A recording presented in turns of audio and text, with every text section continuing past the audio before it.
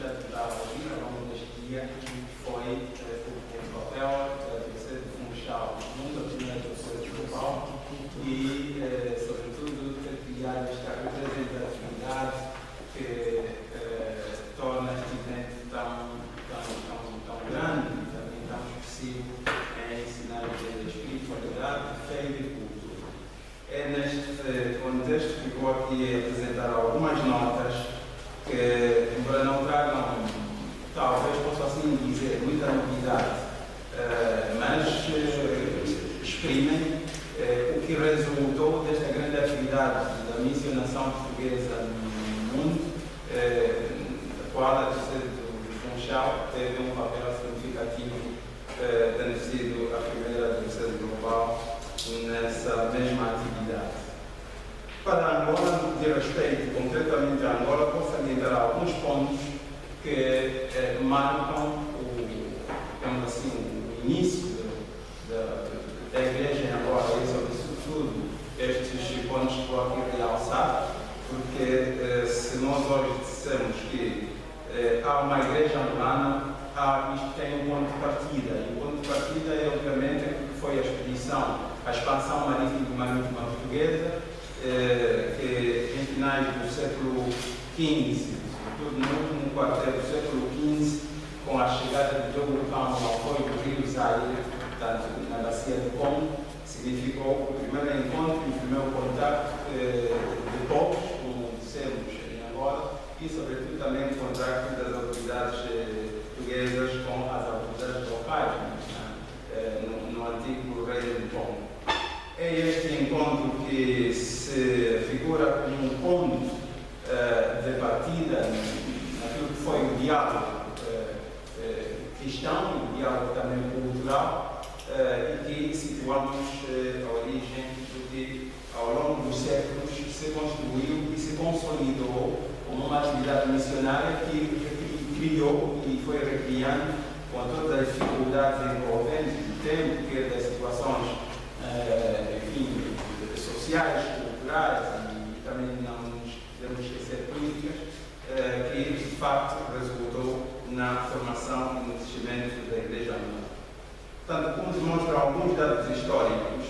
todas as atividades missionárias nos territórios de Angola, hoje falamos do território de Angola como um país, porque na altura dos descobrimentos o Congo compreende todos os territórios ao sul, tanto de Angola a norte, mais propriamente do Congo, e que com o Tratado de Berlim veio dar origem a 3 países, conforme as fronteiras traçadas e divididas hoje nos apresentam. Portanto, é neste contexto em que a jurisdição da Diocese de Funchal se insere, sobretudo, com a sua fundação a partir de 1514, como já tivemos a ocasião de ouvir de manhã, e com esta fundação da Diocese de Funchal, obviamente que a atividade missionária em Angola passou a ter um novo ímpeto, um novo impulso, tendo em conta todo o significado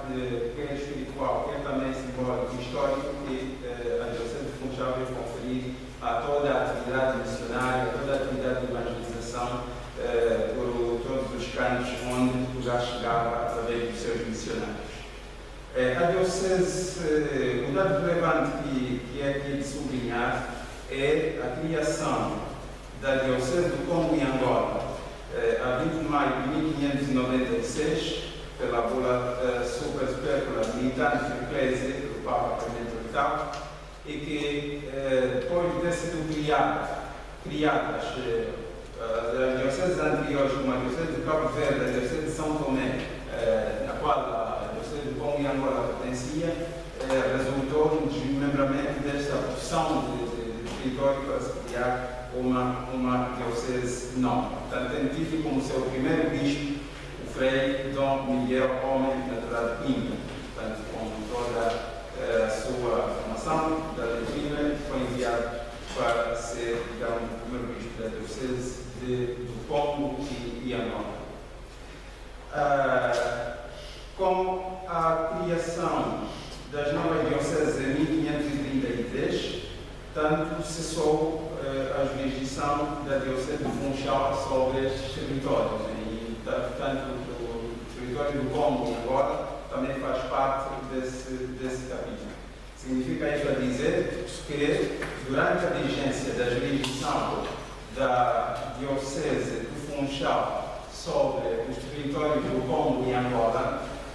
aparece, por Avenida do Rei, como já salientou o último conferencista da conferência da manhã, a nomeação do primeiro bispo negro na África, a sul do Equador, Dom Henrique, bispo de Útica, filho do próprio rei do Congo, Dom Afonso I, e que, com a nomeação deste prelado, Funchal passou, digamos assim, de forma direta a desempenhar canonicamente a sua jurisdição sobre o Congo e Angola, uma vez que o novo bispo nomeado estava ligado a Funchal, ao bispado de Funchal, e era mesmo ligado do bispo de Funchal. Portanto, tudo isto, embora tenha sido de pouca, digamos assim, a ação, e como já também salientou, são poucos ou mesmo inexistentes dados históricos que pudessem esclarecer um pouco mais do que teria sido a atividade deste primeiro bispo do Congo, mas a verdade é que, com a sua presença e depois de ter vindo aqui a Madeira, ter sido ordenado e ter sido formado, sobretudo nos meios dos lógicos, padres lógicos, e regressado ao Congo, representou o bispo de Funchal no Congo, e isto também tem o seu significado para aquilo que iria ser depois, iriam a ser as sementes da descolonização nos territórios do Congo. Portanto, por lado, exerceu a sua atividade episcopal na terra de São Salvador, que era a sede antiga da Diocese de Congo, portanto, corresponde hoje à parte norte de Angola, sempre continuando como o vigário do bispo de Funchal, sendo deste dependente, um bispo impário e dele recebendo competente ordens. Portanto, tudo isto colocado com o crescimento do tempo,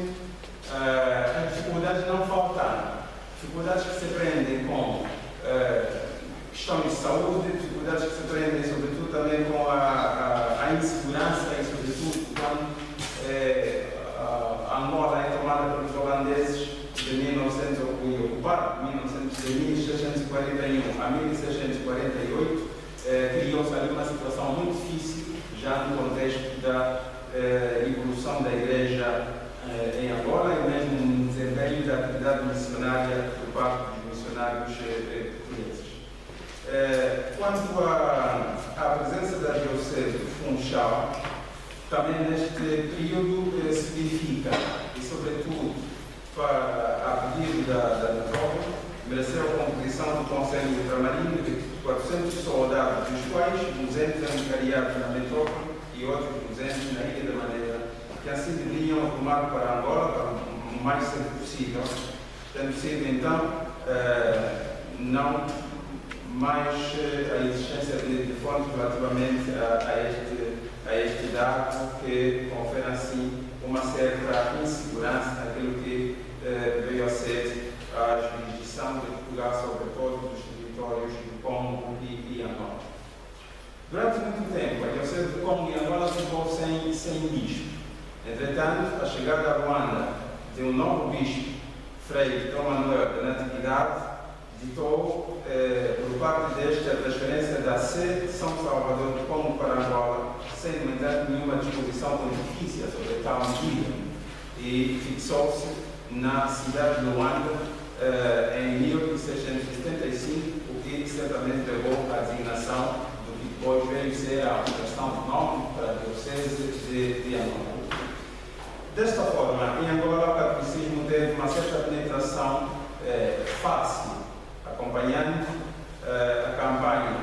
de conquista militar na região pela coroa portuguesa e levada a cabo pelo governador Paulo Dias de Novaes a partir de 1575, embora os jesuítas já percorressem essa mesma região desde 1559 e apenas com a expedição militar de Paulo Dias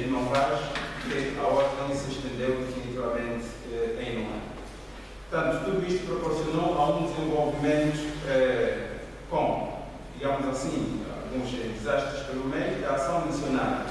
e acompanhou a evolução dos tempos durante os séculos posteriores à primeira evangelização, à fé cristã, e criou raízes e se implantou com um sentido de vida aberto ao Evangelho e à cultura do amor a Deus e ao próximo, o que é obviamente sinais visíveis que se exprimem através de gestos culturais locais, mesmo na maneira de celebrar, que constituem hoje a herança daquilo que é a espiritualidade, digamos, e a religiosidade dos povos de Angola. Na história da evangelização de Angola, foi nesta continuidade histórica que a assimilação da cultura da fé e que a missionação gerou verdadeiramente o aparecimento de um homem novo, aberto a Cristo, seu libertador, e consequentemente promotor de uma cultura de fé. E já na primeira metade do século XX, sendo, digamos assim, o segundo ponto mais relevante daquilo que pretendo aqui alçar, o início do século XX aparece com uma nova realidade na construção da Igreja em Angola. É verdade que a dificuldade da relação entre o Estado português e a Igreja agudizam-se na viragem do século, mas ainda assim não deixou de consubstanciar-se no crescimento da vida cristã em todo o território angolano. A jurisdição aliás, a vigência da Diocese de Angola e Congo, desde a sua criação no século XVI, final do século XVI, durou até 1940, quando, com o acordo missionário de 7 de maio desse ano, a Santa Sé extinguiu a primeira diocese da região austral, digamos assim, de África, que a Angola e Congo diz respeito, e criou 3 dioceses: a diocese de Luanda, a diocese de Luanda e a diocese de Silva Porto, que hoje é a chamada província do Cuito-Guia. Esta nova configuração da Igreja em Angola trouxe uma nova realidade. E a partir dali, para os nossos dias, não mais pararam de aparecerem novas dioceses. Portanto, nesta continuidade de crescimento da vida da Igreja, o que tem suas raízes naquilo que foi a ação missionária da diocese de Funchal e dos missionários portugueses, realço algumas notas breves que podem ser mais significativas e expressivas.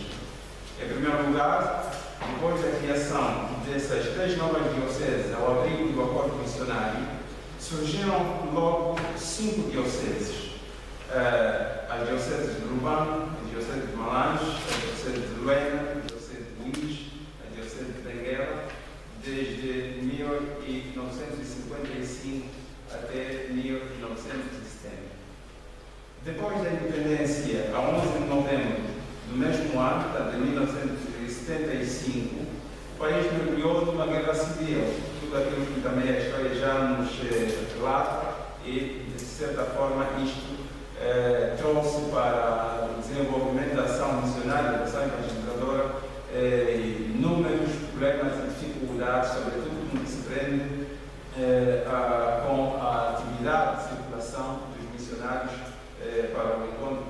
das pessoas que estivessem nas zonas mais críticas. Embora assim, a Igreja e os cristãos passaram a ser vítimas, não parou de crescer a fé. E novas dioceses continuaram a aparecer. Portanto, durante esse período, de 75 até 1990, mais 7 novas dioceses foram criadas. Diocese do Novo Redondo, Diocese de Menon, Diocese de Saurio, Diocese de Ongiva. Seguimos-se depois, nos anos 80, as dioceses de Cabinda e Vazabon, que, por sinal, foi a primeira região, digamos, onde se tinha criado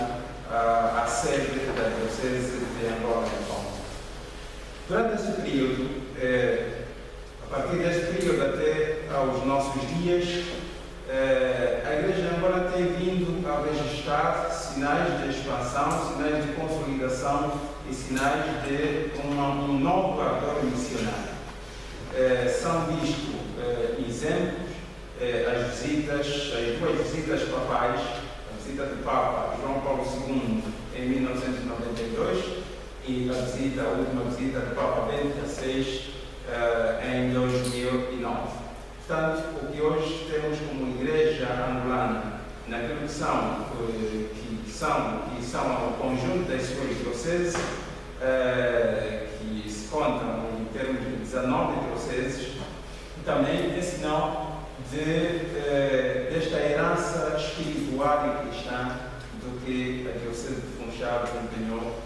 ao longo da sua jurisdição sobre todos esses territórios, embora tenha sido por um período curto, como já se salientou, mas estas raízes ficaram, que são hoje o orgulho, digamos assim, se posso dizer, espiritual do que é hoje a nossa igreja.